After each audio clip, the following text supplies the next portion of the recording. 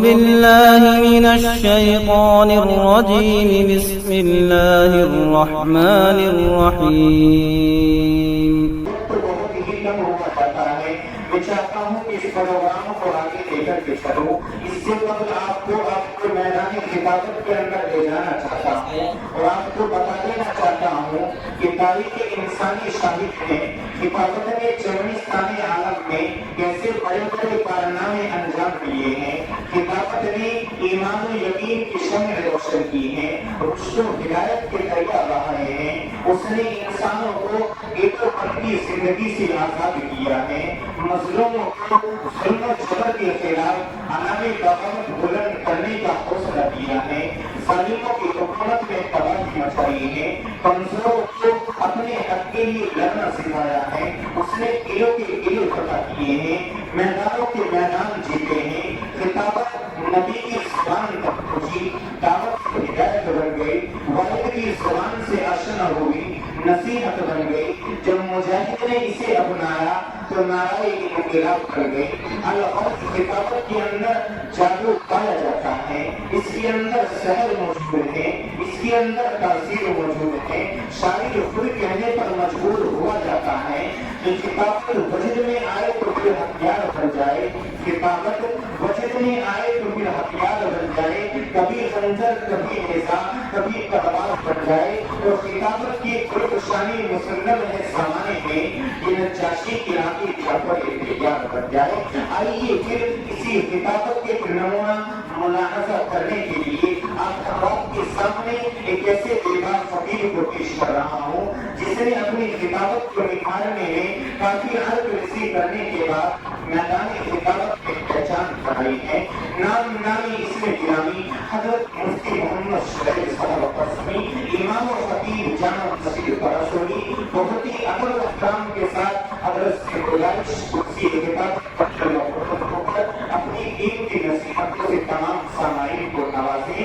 یہ نام تیرا ملت جیسا کے پروانوں میں ہے، نام تیرا ملت جیسا کے پروانوں میں ہے، تو ہر صورت عظیم و شان انسانوں میں ہے. بلبلا اسلام کا تیری لبوں میں ہے رواں، لرزہ تیری فکر سے باطل کے دیوانوں میں ہے. الحمد لله نحمده ونستعينه ونستغفره ونؤمن به ونتوكل عليه ونعوذ بالله من شرور أنفسنا ومن سيئات أعمالنا. من يهده الله فلا مضل له ومن يضلل فلا هادي له. ونشهد أن لا إله إلا الله وحده لا شريك له ونشهد أن سيدنا ومولانا محمدا عبده ورسوله. أما بعد فقد قال الله تبارك وتعالى في القرآن المجيد: أعوذ بالله من الشيطان الرجيم، بسم الله الرحمن الرحيم. ولا تهنوا ولا تحزنوا وأنتم الأعلون إن كنتم مؤمنين. وقال النبي صلى الله عليه وسلم: الإيمان بضع وسبعون شعبة، أو كما قال رسول الله صلى الله عليه وسلم. جس دور پہ نازا تھی دنیا اب ہم وہ زمانہ بھول گئے. جس دور پہ نازا تھی دنیا اب ہم وہ زمانہ بھول گئے.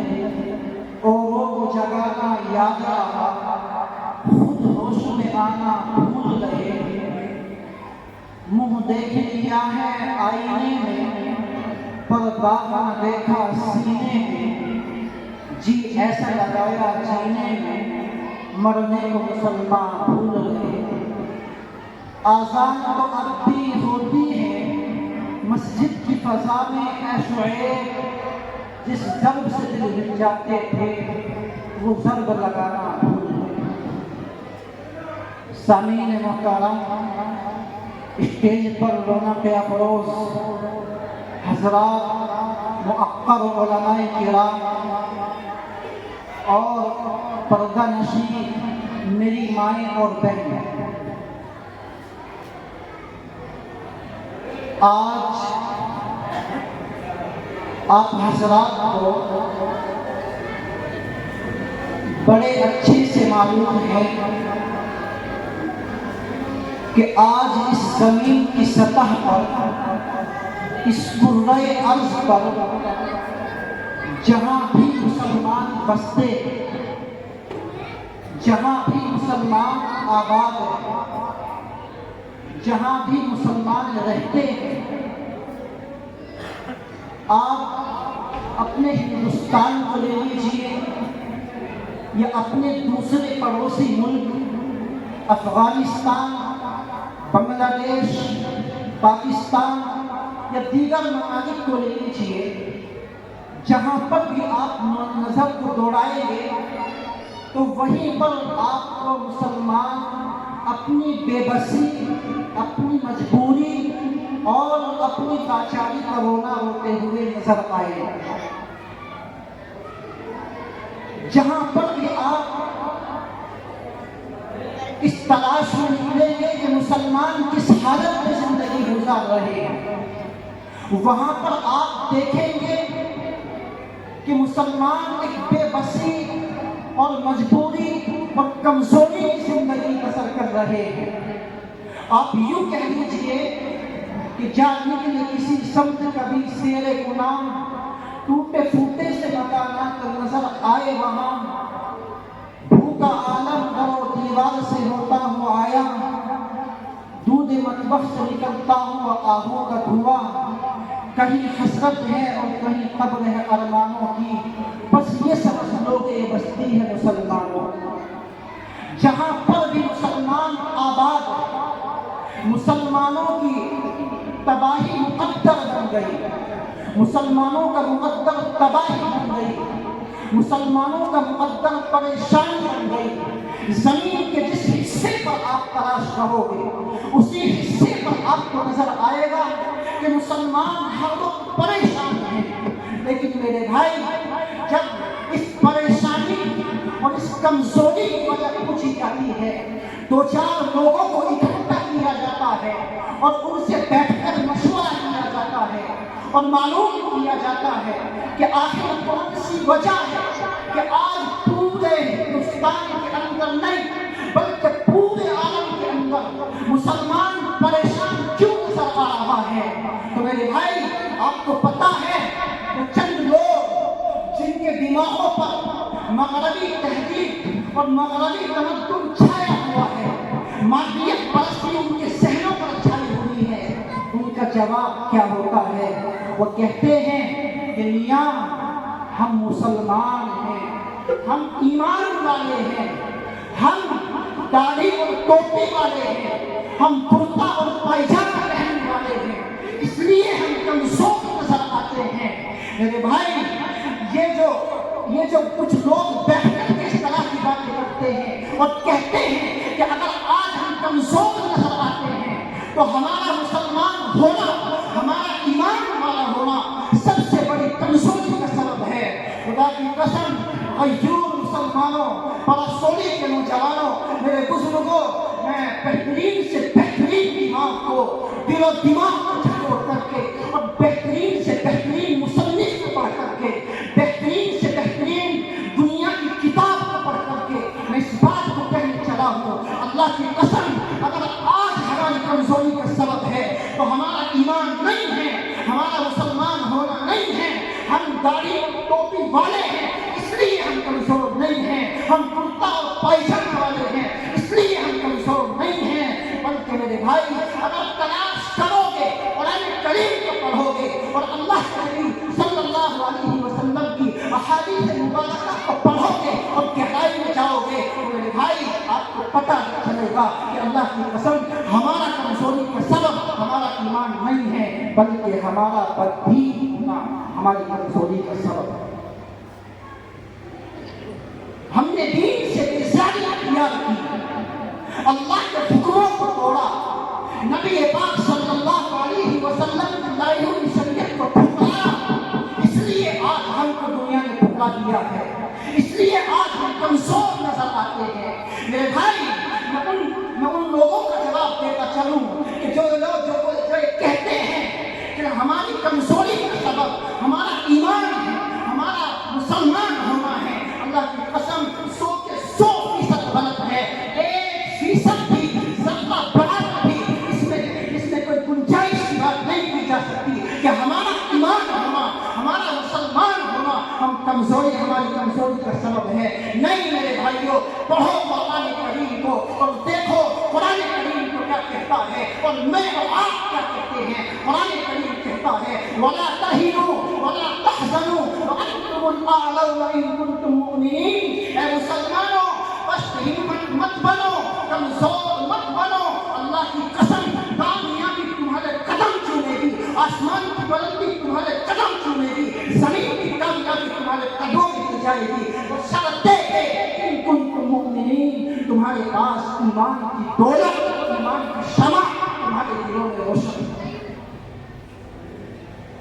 میرے بھائی، ہمارا کمزور ہونا ہمارا ایمان نہیں ہے، ہمارا کمزور ہونا ہمارا مسلمان نہیں ہے۔ ارے ایمان تو وہ چیز ہے کہ جس کو ایمان مل جاتا ہے، اللہ کی قسم وہ شخص موت سے بھی اپنے لبوں پر تبسم کو سجا کر ملاقات کرتا ہے۔ آؤ میں آپ کو ایک ایمان کا، جس سے ایمان میں داخل کیا جائے، آپ کو بتاتا چلوں، ایک مثال کے طور پر، ایک نمونے کے طور پر آپ حضرات کو نبی پاک صلی اللہ علیہ وسلم کے صحابی کا واقعہ آپ حضرات کو سناتا چلوں، اور ان لوگوں کا، ان ذہنوں کا جن کے ذہنوں پر مغربی تہذیب و تمدن چھائی ہوئی ہے، ان کا جواب دیتے ہوئے میں بات کرنے چلا ہوں۔ میرے بھائی، اللہ کے نبی علیہ السلام ہیں، ان کے ایک صحابی ہے حضرت سفینہ، وہ حضرت سفینہ اللہ کے نبی علیہ السلام کے ساتھ کسی قافلے میں جاتے ہیں اور کسی وجہ سے قافلے سے پیچھے رہ جاتے ہیں، اور قافلے سے پیچھے رہ جانے کے بعد میں شام چھا جاتی ہے، اندھیری آ جاتی ہے، اور انہیں ان کے پاس ایمان کی دولت ہوتی ہے، ذرہ برابر بھی خوف نہیں ہوتا، پہاڑوں کی چٹانوں کو عبور کرتے ہوئے، پہاڑوں کی وادیوں پہ سے گزرتے ہوئے اپنے سفر کو طے کرتے ہیں، لیکن ذرہ برابر ان کے دل میں خوف کا کوئی ذرہ برابر بھی ان کے دل میں خوف نہیں ہوتا، اور صرف اتنا خوف ہوتا ہے کہ کہیں کوئی پرندہ نہ جائے جو کہ مجھے چیر پھاڑ کر دکھا جائے۔ اتنا سوچا تھا کہ سامنے دیکھتے ہیں کہ شیر ہے، غزاتا ہوا نظر آ رہا ہے۔ میرے بھائی، حضرت سفینہ نے شیر کو دیکھتے ہی کہا کہ شیر تو مجھے غصہ رہا ہے، تو مجھ پر غصہ دکھا رہا ہے، شیر مجھے پتا ہے میں کون ہوں، میں اللہ کے نبی علیہ السلام کا غلام ہوں۔ اللہ کی قسم، شیر کا اتنا سننا تھا کہ شیر اپنی دم ہلانے لگتا ہے اور اپنی پیٹھ کو حضرت سفینہ کے سامنے بچھا دیتا ہے۔ میرے بھائی، ایمان تو ایسی چیز ہے کہ جس کے پاس ایمان جیسی دولت جس کو نصیب ہو جاتی ہے، اللہ کی قسم وہ دلیلے جن کی فطرت ہے خون چوسنا، جن کی فطرت ہے وہ انسان کو چیر پھاڑ کر کے کھا جانا، جن کی فطرت ہے دلیل وہ جانور انسان کو اس ایمان والے آدمی کو راستہ دکھاتے ہیں۔ ایمان تو چیز ہے، پھر آخری وجہ کیا ہے؟ ہمارے ذہنوں میں پھر یہ سوال گردش کرتا ہے کہ حضرت ٹھیک ہے، ایمان ہونا ہمارا کمزوری کا سبب نہیں ہے، ہمارا مسلمان ہونا کمزوری کا سبب نہیں ہے، لیکن پھر وجہ کیا ہے کہ ہم دنیا کے اندر ذلیل و خوار ہو چکے ہیں، جہاں پر بھی مسلمانوں کی بستی کو دیکھے وہیں پر مسلمان کمزور نظر آتے ہیں۔ میرے بھائی، اس کی اگر آپ تلاش کرو گے تو اللہ کی قسم آپ کو ملے گا کہ سب سے بڑی وجہ ہمارا آج ہم بددین ہو چکے ہیں، جو آج ہم دنیا میں ذلیل و خوار ہیں۔ سنو مسلمانوں، بعض گناہ انسان کے ایسے ہوتے ہیں، بعض بے حیائیاں انسان کی ایسی ہوتی ہیں کہ جب انسان اس زمین پر ان کا ارتکاب کرتا ہے تو پھر اللہ تبارک و تعالیٰ ان گناہوں نہیں بلکہ اسی دنیا میں حاصل فرما دیتے ہیں۔ قرآن کریم کہتا ہے لہم عذاب علیم فی الدنیا والآخرہ، ان کے لیے اسی دنیا میں عذاب بھیج دیا جاتا ہے۔ اب آپ یہ کہیں گے کہ میاں ایسی کون سی بے حیائی اور ایسا کون سا گناہ ہم کر رہے ہیں کہ جن گناہوں کی وجہ سے آج ہم اسی دنیا میں عذاب کا مزہ چکھتے ہیں؟ مختصر سبق ہے، آپ کو بتاتا ہوں۔ اس امت کا جوان کون ہے؟ اس امت کا نوجوان جس کو علماء نے اس امت کا رہبر بتلایا، جس کو علماء اس امت کا باسو بتاتے ہیں، جس نوجوان کو آگے چل کر اس قوم کی کمان کو سنبھالنا ہے۔ اللہ کی قسم میرے بھائی، آپ کو دور جانے کی ضرورت نہیں ہے۔ آپ اپنے محلے کے جوانوں کو اٹھائیے، آپ اپنی بستی کے جوانوں کو اٹھائیے، اپنے گھر کے جوانوں کو اٹھائیے، ان کے سر کو دیکھیے کیا نبی پاک صلی اللہ علیہ وسلم کی سنت کے مطابق ان کا سر نظر آتا ہے؟ ان کے چہرے کو دیکھیے کیا نبی پاک صلی اللہ علیہ وسلم کی سنت کو انہوں نے اپنے چہروں پر سجایا ہے؟ ان کے لباس پر غور کیجیے، ان کا لباس نبی پاک صلی اللہ علیہ وسلم کی سنت سے بالکل خالی ہے، اور ان کی زندگی کو دیکھیے۔ اس امت کا جوان میرے بھائی، اس سے بڑی بے حیائی کیا ہوگی، اس سے بڑا گناہ اور کیا ہوگا؟ اس امت کا جوان ہے، جس امت کے جوان کے بارے میں علماء کہتے ہیں یہ اس امت کا رہبر ہے، اس امت کا باسو ہے۔ اللہ کی قسم اگر نوجوان غلط راہوں پر چلنے لگے گا تو یہ قوم اپنی راستے سے ہٹ جائے گی، کامیابی اس کے لیے ختم ہو جائے گی۔ یہ جوان ہیں اپنے کانوں کے اندر ایرفون پھوسے ہوئے ہیں، جس کو لیڈ کہتے ہیں، لیڈ لگائے ہوئے ہیں، اپنے گلی کے چوراہوں پر، اپنے گاؤں کی گلیوں میں، اپنے گاؤں کے نکڑوں پر بیٹھ کر کے اپنے گھر بیڈ روم میں پڑا ہے اور کانوں کے اندر ایرفون گھسا ہوا ہے، اور ادھر مسجد کے لاؤڈ اسپیکر سے مؤذن کہہ رہا ہے اللہ اکبر اللہ اکبر۔ اے اللہ کے ماننے والوں، اللہ سب سے بڑا ہے، اللہ سب سے بڑا ہے۔ اشہد ان لا الہ الا اللہ۔ اے محمد کے ماننے والوں، اشہد ان محمد رسول اللہ۔ تمہیں محمد کا واسطہ، حی علی الصلاۃ، آ جاؤ نماز کی طرف، حی علی الفلاح، آ جاؤ کامیابی کی طرف۔ خدا کی قسم اللہ کا یہ مؤذن، یہ ندا دینے والا اللہ کے گھر سے 5 وقت اس نوجوان کو بلاتا ہے، لیکن اس کے کانوں کے اندر وہ عذاب جیسی چیز ایرفون گھسی ہوئی ہے، جس کو لیڈ کہتے ہیں، اور یہ اپنی گلیوں کے چوراہوں پر اپنے گھروں میں پڑا ہوا ہے، اور اس کو نماز کی تو بہت دور کی بات ہے، اس کے کانوں میں اذان تک پہنچتی ہے۔ اے بھائی، اس سے بڑی بے حیائی اور کیا ہوگی؟ اس سے بڑی بے حیائی اور کیا ہوگی کہ جس نوجوان کو، جس امت کے نوجوان کو 5 وقت کی نمازوں کا خیال نہ ہو، اور وہ اذان کے وقت میں، نماز کے وقت میں اپنے گھروں پر پڑا ہوا ہو، اپنی گلیوں کے چوراہوں پر گھوم رہا ہو، وہاں بیٹھ کر کے ایک دوسرے کی بہن بیٹیوں کو تک رہا ہو، میرے بھائی اس سے بڑی بے حیائی کیا ہوگی؟ اللہ کی قسم میرے بھائی، جاتے ہوئے ایک بات آپ سے کہہ کر کے جا رہا ہوں، سنو مسلمانوں، میرے بھائی یہ تو میرے نبی کی دعاؤں کا صدقہ ہے کہ آج ہم پر اللہ کا اکٹھا عذاب نہیں پڑ رہا ہے۔ نبی پاک صلی اللہ علیہ وسلم نے دعا فرمائی ہے، اللہ میری امت کو اکٹھا عذاب نہ دینا، ورنہ میرے بھائی بتاؤ کون سے ایسے گناہ ہیں جن گناہوں کو ہم نہیں کر رہے؟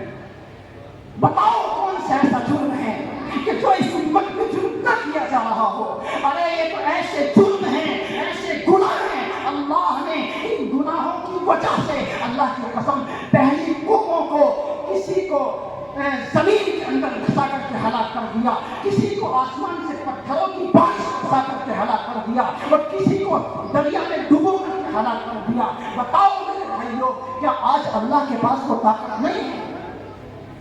کیا آج اللہ وہ عذاب نہیں دے سکتے؟ کیا اللہ عاجز ہوتے ہیں؟ خدا کی قسم میرے بھائیوں سنو، اللہ کہتے ہیں فَكُلًّا أَخَذْنَا بِذَنبِهِ فَمِنْهُمْ مَنْ أَرْسَلْنَا عَلَيْهِ حَاصِبًا وَمِنْهُمْ مَنْ أَخَذَتْهُ الصَّيْحَةُ وَمِنْهُمْ مَنْ خَسَفْنَا بِهِ الْأَرْضَ۔ اللہ کہتے ہیں جب کسی قوم نے بے حیائی کا ثبوت دیا ہے، نافرمانی پکڑی ہے اور جرم کا بازار کر دیا ہے۔ اللہ کہتے ہیں ہم نے کسی کو اسی وقت ہر ایک کو پکڑ لیا، کسی کو ڈبو کر کے ہلاک کر دیا اور کسی کو جو ہے زمین کے اندر کھڑا کر کے ہلاک کر دیا، کسی کے اوپر آسمان سے پتھروں کی بارش برسا کر کے ہلاک کر دیا۔ میرے بھائی اس سے بڑی بے خبری اور کیا ہوگی؟ آپ یوں سے پکڑتے ہیں کہ آج ہم پریشان ہیں۔ میرے بھائی پریشانی کا سب سے بڑی وجہ اور سب سے بڑا سبب ہمارا یہ ہے کہ ہم بددین۔ تو نوجوان عزم کرتے ہیں، بھائی نوجوانوں سے درخواست ہے، نوجوان بہت سارے یہاں میرے بھائی مجھے نظر آ رہے ہیں، نوجوانوں سے درخواست کروں گا کہ میری ان باتوں پر جو اللہ نے اس گناہ گار زبان سے یہ ٹوٹی پھوٹی سی باتیں نکلوائی ہے، ان پر عمل کرنے کی کوشش کریں گے انشاءاللہ۔ یہ جو گناہ کے اور عذاب کے آلات ہیں، لاؤڈ اسپیکر ہے، اسی طریقے سے گانا سننا ہے، دودھ وغیرہ، فون وغیرہ ہے، اللہ کی قسم یہ ایسی چیز ہے میرے بھائی، جب آپ گانے سنتے ہیں اور اس کے سننے کے مزے سے اپنی زندگی کو گزارتے ہیں، اللہ کی قسم اس کا ایک ایک لفظ آپ کی زندگی کو تباہ و برباد کر دیتے ہیں۔ تو کریں گے انشاءاللہ، 5 وقت کی نماز کی پابندی کریں گے انشاءاللہ۔ اللہ مجھے بھی اور ہم سب کو ان باتوں پر عمل کرنے کی عطا فرمائے، آمین و آمین۔